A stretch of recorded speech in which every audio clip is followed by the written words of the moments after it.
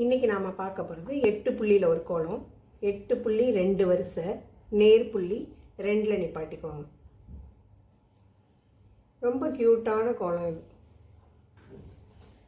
இப்போ முதல்ல என்ன பண்ண போகிறோம், 4 பக்கமும் ஃப்ளவர் மாதிரி போட போகிறோம்.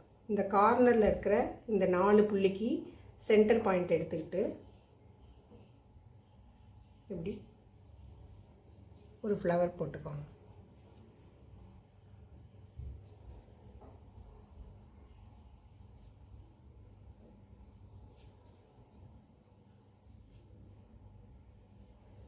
இதே மாதிரி நம்ம சென்டர்லேயும் போட போகிறோம். 4 கார்னர் ப்ளஸ் சென்டர் போட்டுட்டு எப்படி வருது அப்படிங்கிறது காமிக்கிறேன். இப்படி எல்லா பக்கமும் ஃப்ளவர் போட்டோம் இல்லையா? இப்போ அடுத்தடுத்த ஃப்ளவரை ஜாயின் பண்ண போகிறோம். எப்படி ஜாயின் பண்ண போகிறோம் அப்படின்னா, ஒரு ஃப்ளவரில் இந்த சென்டரில் ஸ்டார்ட் பண்ணிங்கன்னா இந்த ஃப்ளவருக்கு சைடில் போகணும். இந்த ஃப்ளவரில் சென்டரில் ஸ்டார்ட் பண்ணிங்கன்னா இந்த ஃப்ளவருக்கு சைடில் வரணும். அவ்வளோதான். இந்த கிராஸாக 3 புள்ளி தான் கணக்கு. இந்த 3 புள்ளிக்கு மேலே ஒரு லைன், கீழே ஒரு லைன் போட போகிறோம். இப்போ இங்கே சென்டரில் ஸ்டார்ட் பண்ணி இந்த 3 புள்ளியை கணக்கு எடுத்து இதுக்கு சைடில் கொண்டு போயிட்டோம். மேலே ஒரு லைன் போட்டாச்சா? அதே 3 புள்ளியை கணக்கு பண்ணி அதே இடத்துல ஸ்டார்ட் பண்ணி கீழால் ஒரு லைன் கொண்டு போய் அதே இடத்துல ஜாயின் பண்ணிடணும். அதே மாதிரி இந்த ஃப்ளவருக்கு சென்டரில் ஸ்டார்ட் பண்ணால் இதுக்கு சைடில் வரணும். இந்த 3 புள்ளியை கணக்கு எடுத்துக்கோங்க. கீழால் ஒரு லைன் போடணும், திருப்பி மேலால் ஒரு லைன் போடணும்.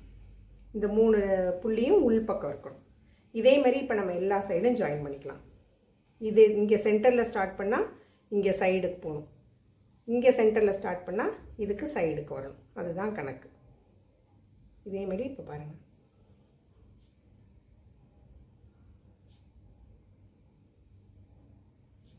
இங்கே சைடில் ஸ்டார்ட் பண்ணி சென்டருக்கு கொண்டு போக போகிறோம்.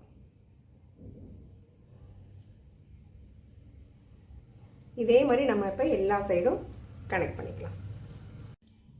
இப்படி எல்லா பக்கமும் கனெக்ட் பண்ணதுக்கப்புறம் இந்த ஃப்ளவரை மட்டும் கொஞ்சம் ஹைலைட் பண்ணிக்கலாம்.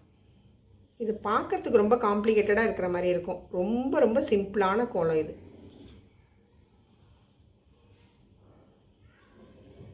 எல்லா ஃப்ளவருக்கு நடுவுலையும் ஆஸ் யூஷுவல் எல்லோ வச்சுக்கலாம்.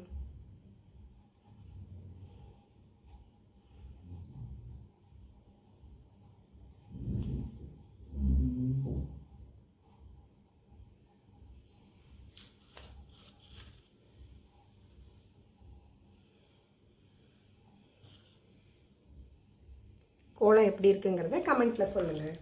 அவ்வளோதான். சூப்பர்.